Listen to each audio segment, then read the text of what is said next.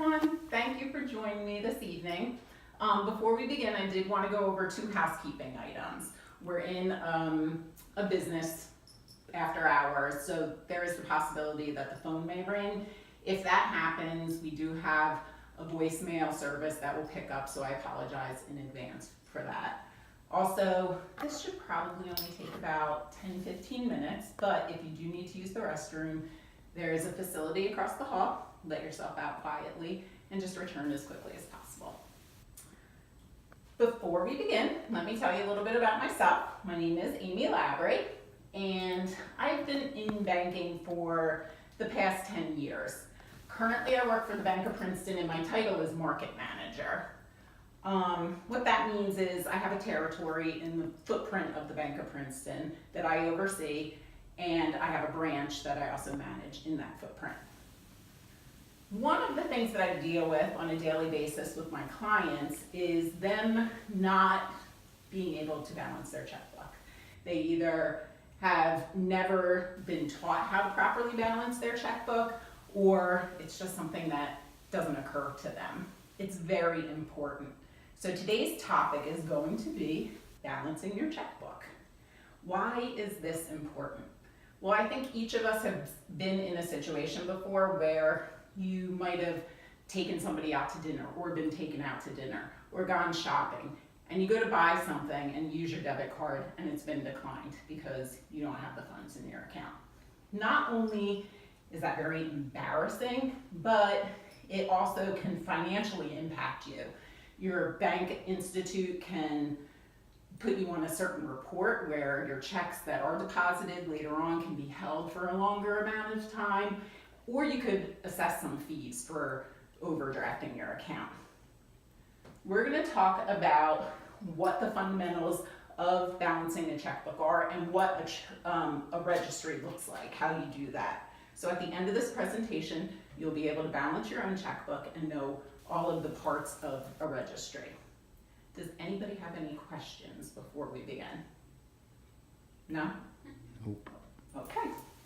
Then let's begin first with the 2 basic parts of banking in general. When you open an account, you're going to be having credits and debits into that account. Here, credits, what a credit is to give something, to add something, or apply something. I think of it as getting money, because basically when you're getting money, you're having a credit to you or your account. So I did this in green because it reminds me of money.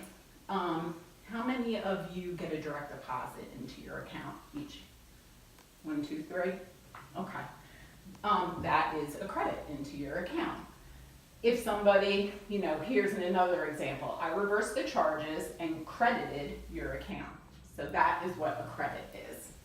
On the other side of that, on the other end of that, is a debit. That's when something's taken away from your account. Money is taken away. Erica, what would be a debit to your account? Give me an example. A payment to a credit card. Perfect. A bill payment. And I think many of us have that. We set up automatic debits to our account. Nobody likes having money taken from them. Kind of makes you mad, red. So debit, I always think of as red. And that's a good way to remember it. So those are the 2 examples of what make up your registry. We're going to go to a sample registry here now, which I'm also going to pass out to each of you. Here you are, Cynthia, Angie, Erica. Thank you.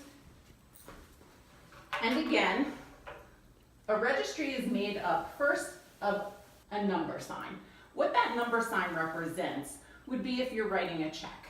And when you write a check, there's always a number on your check. You want to track what checks you're giving out to people. So you would write the check number under the number sign, the hashtag. You also want to know when you wrote that check. So there's a date section that you're always going to fill in as well. This is where a lot of people stop using a registry because they either forget to write down the date or they just don't feel like they want to take the time to do that, or they don't have the registry with them at that moment. And they start to guesstimate what they've spent or what's come in, and that can cause a lot of problems. There's a transaction section on your registry, and that's to remind you of what you used that money for or why you were credited certain funds. The next section is your credit section, and that's where you would write down anything coming in. So let's say, Angie, what would be an example of getting a credit into your account? Your paycheck. Your paycheck, perfect, exactly. So anytime a paycheck goes into your account, you're gonna wanna write down the date of it going in, what exactly it was, and under the C for credit, you would write down how much went into it. The exact same is true for the debit. If a debit comes out of your account, you're gonna wanna follow the same exact procedure, and in the red, write down how much came out. The final step would be balancing out your account then at that point. And just like credits are giving and debits are taking away, it's simple addition and subtraction to what your balance in the account is. So what I think we're gonna do right now is, if you guys check your registries on the first page, I've given you each a balance of $500.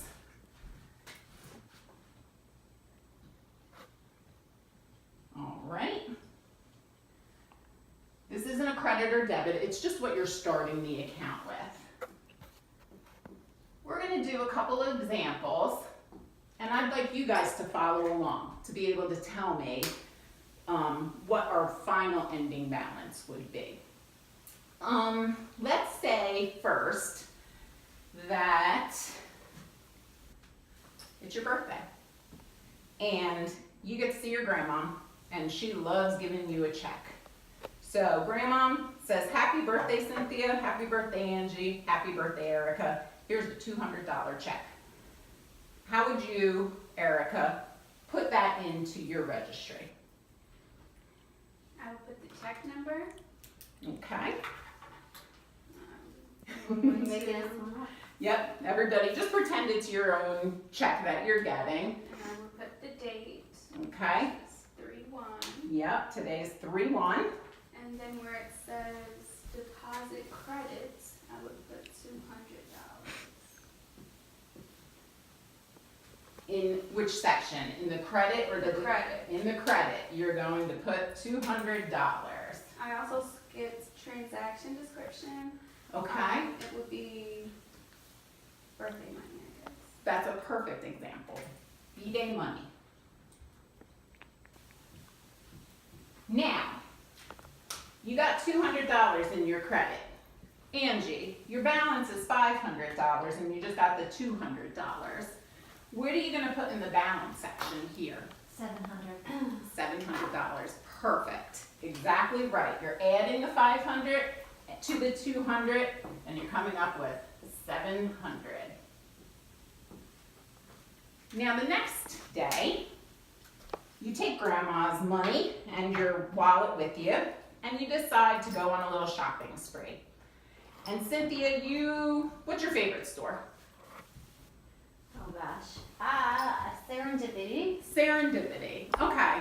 So you go into Serendipity and you decide that you want to get a new pair of shoes there.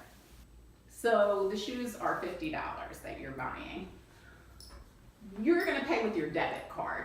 So what would you end up doing? Now, yesterday was 3/1, today is 3/2. Okay, transaction, I would just put serendipity, Okay, and the debit was 50, right? You said $50. so you're gonna put the $50 under the C or the D? The D for debit, Perfect. and then when I subtract the $50, so it should be $650. 650, perfect. Now Erica, would you put that date down? Yes. Okay, and that would be the next day, so we're gonna put 3/2. 3/2. Perfect, you guys. Now, one of the things I did want to say is that you got to be able to remember to do this all the time.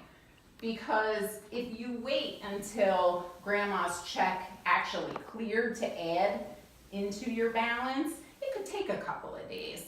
And then say an opportunity came up to buy some shoes, but you knew other bills were coming out, you wouldn't have thought you had enough money in that account, so you wouldn't even have bought them. Vice versa, if Cynthia comes to Erica and says, hey Erica, I watched your dog the other day, you owe me $100, and she knows she has $650 in her account, you say, okay, I'll write you, or you have $650 in your account, excuse me. You write Cynthia a check for $100. Cynthia leaves to go and put that into her account, and at the same time, your Visa bill comes in, and it's $575. Well, Cynthia hasn't cashed her check for $100 yet, so you go ahead and you pay your other one because you still think you have $650 in here. But when Cynthia cashes her check, it now has put you $25 in the negative. Okay? Does this make sense to everybody? Yes. It does. Okay. So I just want to summarize everything up. We know credits and debits, green for the money, and red for having to pay a bill. Boo. Your understanding of the registry and what each of the sections means, and being able to add and subtract. Again, this is very important because you never want to get into an embarrassing situation, nor do you want to assess any fees of any kind as well. Does anybody want some clarification on anything, or does anybody have a story to tell or a question to ask? Everybody gets it, understands it? Very good. Well, I appreciate your attention during this, and if anybody has any questions afterwards, feel free to approach me, and thank you very much for coming in today. Thank you. Thank you. Thank you.